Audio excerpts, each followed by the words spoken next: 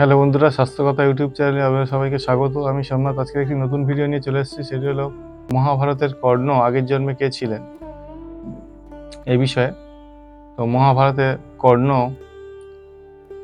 যিনি কুন্তির প্রথম সন্তান, সে আগের জন্মে কে ছিলেন? দম্বোদ্ভব।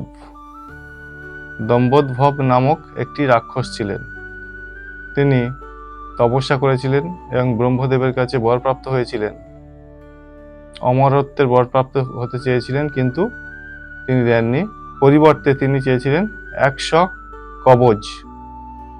100 কবচ যখন উনি ধারণ করছেন, তখন ওনার সম্মুখে এক একটি কবচ ধ্বংস করবেন, তার মৃত্যু হবে, এই বর প্রাপ্ত হলেন। তারপর তিনি প্রচণ্ড অত্যাচার করছিলেন।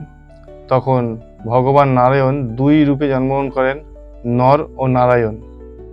তো এই নর ও নারায়ণ 2 রূপে, 2 ভাই রূপে জন্মগ্রহণ করলেন। ভগবান 2 ভাগ হলেন। তো যখন তারা 2 ভাই দম্বোদ্ভবের সম্মুখে যান, উত্তীর্ণ হন কিভাবে? যখন তিনি তাদের সামনে যান, এক ভাই এই যুদ্ধের আগে নর ও নারায়ণ শিবের তপস্যা করে মৃত্যুঞ্জয় মন্ত্র লাভ করেছিলেন, যার ফলে একজন মারা গেলে অন্যজন তাকে জীবিত করে দেবে। এইভাবে তারা যখন সম্মুখ সমরে যান, তখন যখন এক একটি ভঙ্গ করেন, তখন অপরজন মারা যান। আবার অন্যজন তপস্যা থেকে উঠে এসে একে বাঁচিয়ে দিয়ে আবার যুদ্ধ করতে থাকেন। আবার নর চলে যান তপস্যা করতে, নারায়ণ তখন যুদ্ধ করেন। আবার নারায়ণ যখন একটি কবচ ধ্বংস করেন, তখন উনি মারা যান। তখন নর এসে ওকে বাঁচিয়ে দেন, দিয়ে ও যুদ্ধ করতে থাকেন।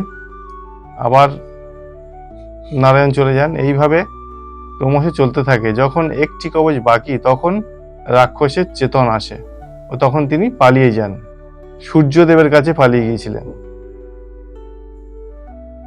তার পরবর্তী যুগে তিনি কর্ণ হয়ে জন্মগ্রহণ করেছিলেন এবং ভগবান নর ও নারায়ণ, অর্জুন ও ভগবান শ্রীকৃষ্ণ রূপে জন্মগ্রহণ করেছিলেন। ভগবান শ্রীকৃষ্ণ হলেন সচেতন আত্মা, পরম ব্রহ্ম, পরমাত্মা। ভিডিওটি কেমন লাগলো কমেন্ট বক্সে জানাবেন। আরো সুন্দর সুন্দর ভিডিও নিয়ে চলে আসবো। আজকে এই পর্যন্ত। জয় শ্রীকৃষ্ণ, জয় গুরু, জয় রাধা গোবিন্দ।